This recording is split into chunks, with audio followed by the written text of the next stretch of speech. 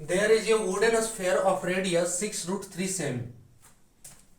The surface area of the largest possible cube cut out from the sphere will be 6√3 centimetre त्रिज्या का लकड़ी का एक गोलक है।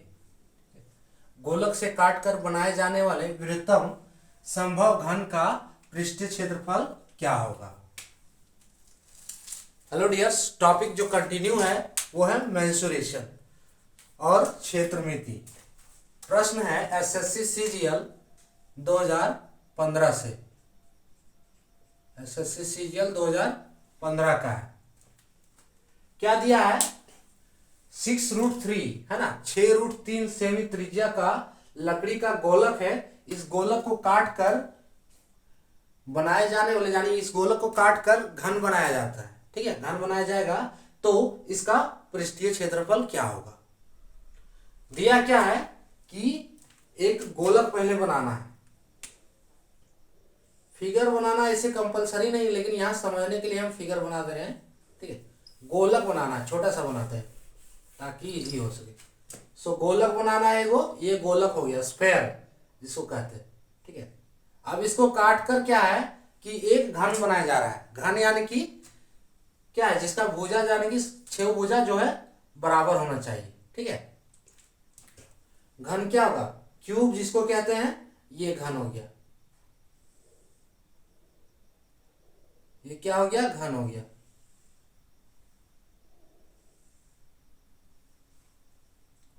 ठीक है, अब क्या है कि इसका चारों फेस जो है इक्वल होगा। अब देखो इसमें अगर ये गोलक है, गोलक के लिए ये केंद्र मान लो ये।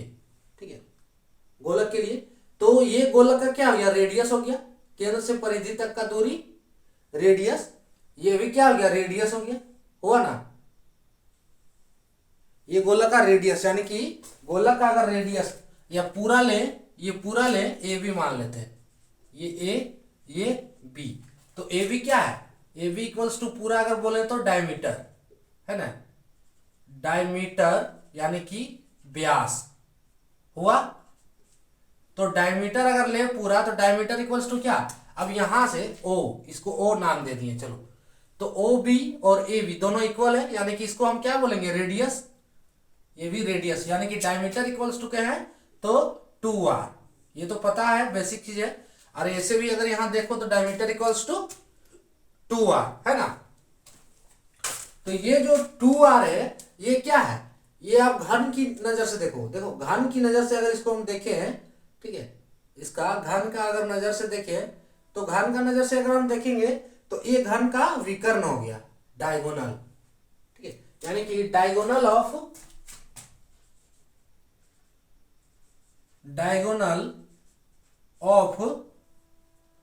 क्यूब है ना। और अगर हिंदी में कहें तो घन का विकर्ण, घन का विकर्ण, घन का ये क्या है? विकर्ण हो गया। और घन का विकर्ण होता है, घन का विकर्ण क्या होता है? √3a। घन का विकर्ण √3a। और इसमें से अगर हम देखें तो ये, इसको हम घन के विकर्ण की दृष्टि से देखें तो चलो इसको हम a नाम दे दिए। इसको हम क्या नाम दे दिए? पूरा को a नाम दे दिए। ठीक है, अब घन का विकर्ण का फॉर्मूला क्या होता है? √3a। तो ये जो घन का विकर्ण a है ये किसके बराबर है? 2r के बराबर है ना। घन का विकर्ण जो है a है वो किसके बराबर है? 2r के बराबर है ना। यानी कि घन का विकर्ण अगर हम बोले तो रेडियस, डायमीटर ऑफ, इस प्रश्न के अनुसार घन का जो विकर्ण होगा, विकर्ण इक्वल्स टू होगा डायमीटर, व्यास ऑफ, है ना। घन का विकर्ण इक्वल्स टू गोलक का व्यास, गोलक का व्यास होगा। इस फिगर में देखो ध्यान से,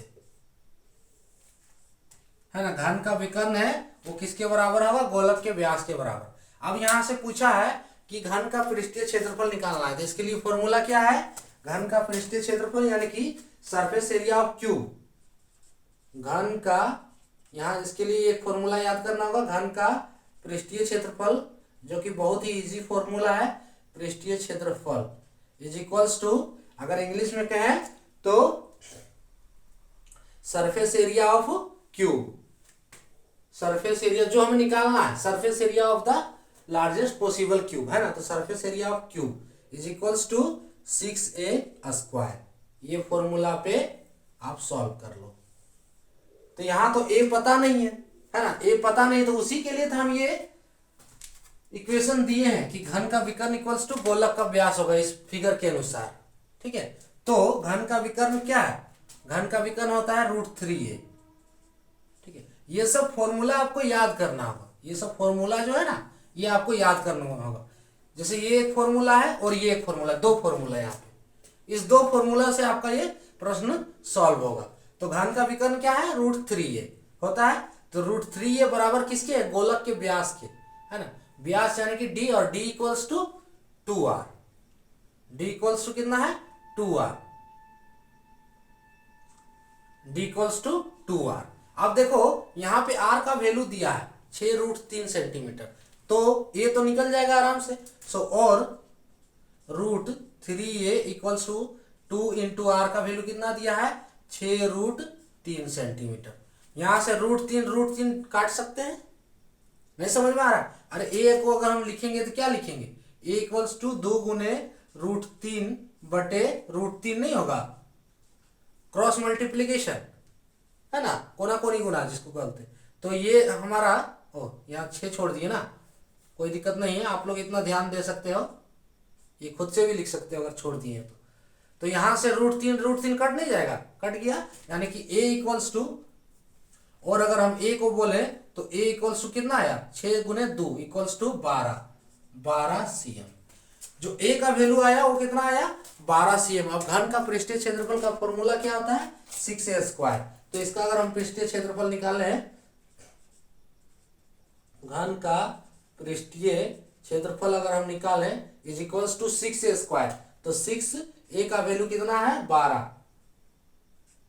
12, यही है ना 12, तो यानी कि 12 का स्क्वायर, ठीक है, 6a² है ना, तो 12 इंटू 12 144 गुने 6, यानी कि 6 गुने 144, इसको कैलकुलेट करो, 6 चक 24 और 6 चक 24, ठीक है, और 2 26 का 6, फिर 6 के 6 और 2 8, 864 cm², ये हो गया आंसर।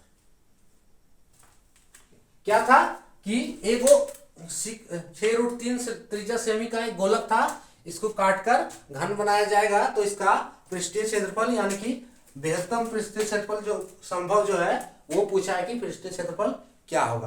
तो ये हमने पहले गोलक बना लिया, ठीक है, गोलक जिसका त्रिज्या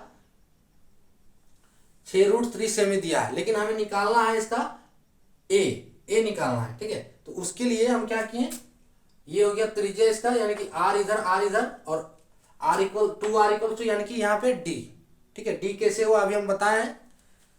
उसके बाद अब इसी पे विकर्ण बना रहे हैं, क्योंकि इसी को काटकर विकर्ण बना, सॉरी, ये घन बना लिए हम, और ये इसका हो गया विकर्ण, ठीक है, क्योंकि इस गोलक को ही काटकर घन बनाया जा रहा है। यानी कि ये जो विकर्ण होगा, घन का विकर्ण होगा, वो गोलक के डायमीटर के बराबर होगा, है ना, गोलक के व्यास के बराबर, यानी घन का विकर्ण इक्वल्स टू गोलक का व्यास के बराबर होगा। अब घन का विकर्ण क्या होता है √3a, और गोलक का व्यास क्या दिया है, r का वैल्यू यानी कि दिया है गोलक का व्यास d इक्वल्स टू होता है 2r, और इसमें से r का वैल्यू दिया हुआ, ये देखो दोनों को इक्वेट कर दिए, घन का विकर्ण क्या होगा गोलक के व्यास के बराबर, इक्वेट कर दिए, r का वैल्यू पुट किए, a इक्वल्स टू कितना निकला 12 cm।